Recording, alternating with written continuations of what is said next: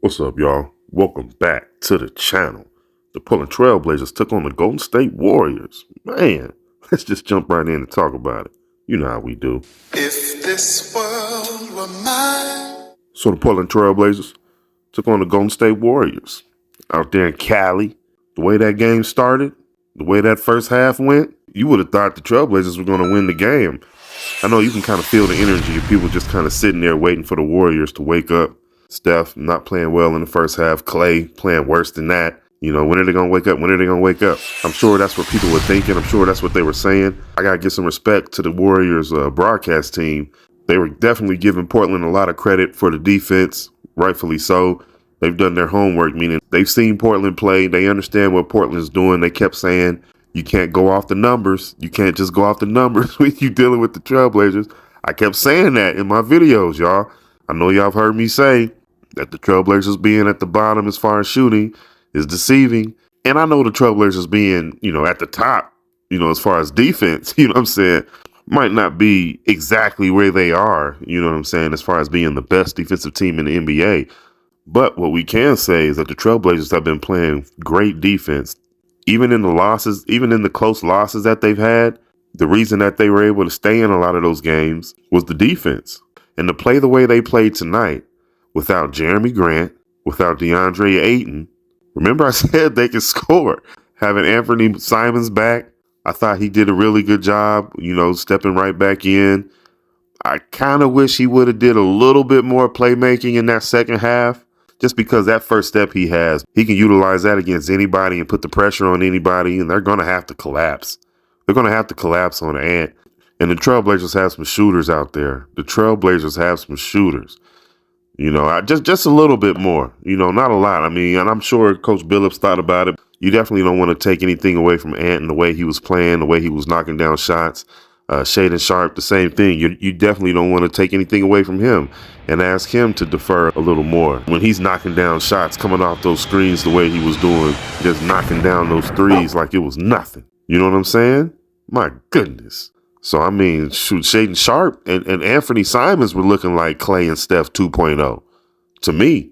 Remember I said in my previous video, that Shaedon has been playing so well, it's going to be really hard to take him out of that starting lineup. You can see Coach Billups did a good job of putting him in that starting lineup at that 3 position against this Warrior team where you can really get away with going small.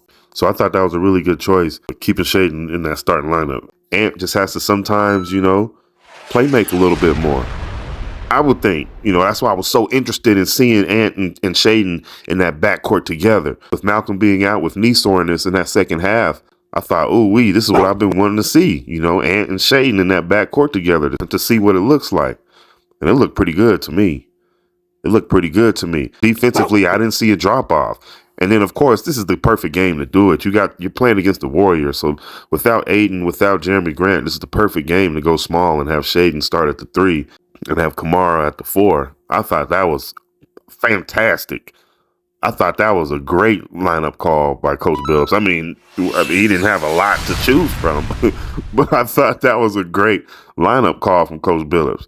And then another adjustment Chauncey made that I thought was really good was realizing that you don't want to take away from Ant and Shaedon and what they're doing offensively as far as putting the ball in the bucket and having them defer more, one or the other. So I thought he did a great job in coming in with Scoot and having Scoot play that point guard role to get those guys the ball. I thought that was really good. And you could see that it was working. It freed Ant up. When Ant was getting that ball, he was going to shoot. And he was going to attack each and every time he got the ball. Would have loved to see Shaedon get the ball a couple more times, especially with Jeremy Grant not being there. But nonetheless, it was good to see Anthony Simons back. Those are issues that as a coach you love to have, because you have some good players. You can kind of work with them on a game-to-game basis and show them where it would be best for them to defer to one another, depending on how the game's going. It might be Shaedon doing a little more playmaking for Ant, or it might be Ant, coming off that ball a little more for Shaedon. You know what I'm saying? Just depending on how things go. I think that's when Clay and Steph were at their peak together before Clay's injuries. That's kind of how they played, Steph 50, Clay 50. Steph, I mean, and not on a your turn, my turn thing. It's just if the defense is shifting a little too hard to Steph and jumping Steph and getting the ball out of Steph's hands, then you got Clay coming off those screens. And he's knocking it down. You know what I'm saying? I don't see too much of a difference from Shaedon and Ant. I mean, obviously, they got a ways to go, but I can see some good things from them. You know, Coach Billups has some really good things to work with. That was a really good game, despite not having Jeremy and DeAndre and then Malcolm for the whole second half. I mean, goodness gracious. I mean, that's a lot to deal with. And I think Coach Billups is doing a really good job. And he's starting to get the recognition that he deserves, you know, on the defensive end, of course. And now how he's bringing along that young team and they're competitive, you know, despite all the things they're having to deal with. So shout out to the Trailblazers and the coaching staff, man, for playing the way that they're playing, win or lose, getting better. Because that's what it's all about, getting better, and they seem to be getting better. Like I said, you had the other broadcast team giving them some really good compliments. Even at times, they kept saying they were feeling like they were going overboard with the compliments, but I thought what they were saying was factual. The Trailblazers are a good up-and-coming team. You know, it's just not recognized yet because they haven't had the opportunity to put it together on the court consistently because they haven't had their guys. But once that happens, that recognition will come. And I usually like to watch the opponent's broadcast team just because sometimes, you know, they give you a lot of good information, sometimes good inside information. You know, those guys get paid to talk. Some of them really, really like to talk.